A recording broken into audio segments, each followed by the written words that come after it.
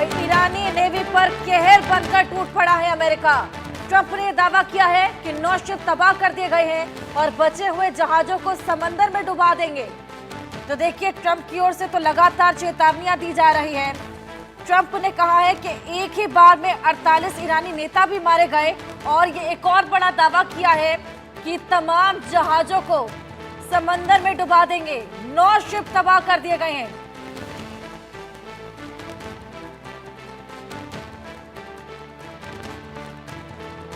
तो देखिए, ट्रंप का दावा, 9 शिप तबाह कर दिए गए हैं, बचे हुए जहाजों को समंदर में डुबोएंगे।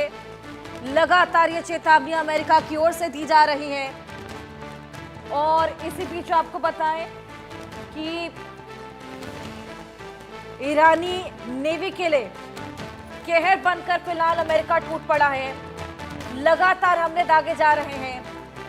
अमेरिकी अड्डे तमाम जो पूरे यूएई में तैनात हैं, उसको मिसाइलों से कई कई जगह पर देखिए अटैक करने की तो कोशिश की गई, लेकिन अमेरिका सुपर पावर है। उनका जंगी बेड़ा इकोनॉमिकली, फाइनेंशियली वो बेहद ज्यादा मजबूत है। उनकी सैन्य शक्ति ईरान से कहीं ज्यादा मजबूत है।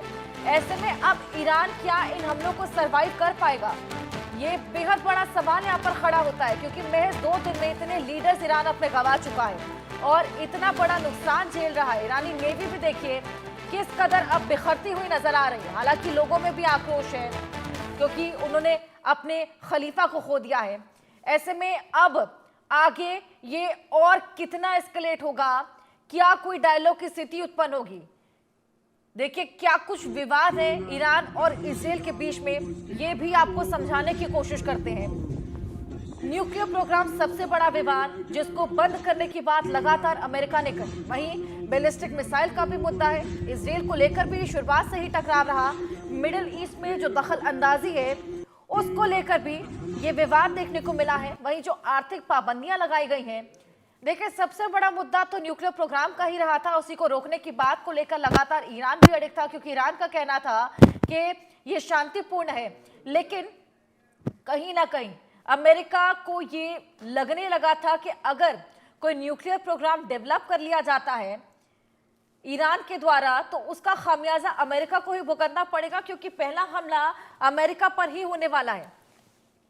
और इसी को लेकर ये तनाव बढ़ता गया। डायलॉग की स्थिति भी उत्पन्न हुई थी, लेकिन वो डायलॉग भी बिल्कुल विफल रहा था और इसी वजह से ये हमले इतने ज्यादा बढ़ते चले गए। ईरान पर देखिए किस कदर ये जो हमले हुए हैं, क्या कुछ नुकसान हुआ है। आयतुल्लाह अली खamenei, जिन्होंने अपने पूरे परिजनों को खो दिया, खुद भी इन जंगी हालातों की चपेट में आ गए। और अब जब ईरान ने अपना खलीफा खो दिया है, अपना सुप्रीम लीडर खो दिया है, उसके बाद से ईरान में तनाव और बढ़ चला है, आक्रोश और बढ़ चला है। लगातार ईरान की ओर से मिसाइलें दागी जा रही हैं, लगातार हमले किए जा रहे हैं, क्योंकि पहले तो देखिए आक्रोश था, लेकिन अब जो जख्म ईरान के दिल पर पड़े हैं अपने खलीफा को खोने के बाद, उसके बाद से इंतकाम की रट लगाए हुए ईरान लगातार ही हमले बोल रहा है।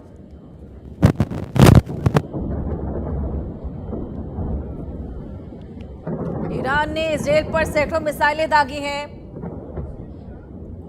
और लगातार ये ड्रोन अटैक किए जा रहे हैं। संवैधानिक प्रक्रिया से अब असेंबली ऑफ एक्सपर्ट्स बनाई जाएगी। अंतरिम दौरे में राष्ट्रपति की भूमिका अहम रहेगी। तमाम विवाद क्या कुछ रहेगी तो हमने आपको बताया, लेकिन लगातार अब ये जो हमले हैं, आखिर ये हमले कैसे रुकेंगे? क्या तीसरा विश्व युद्ध यहाँ पर उत्पन्न होगा?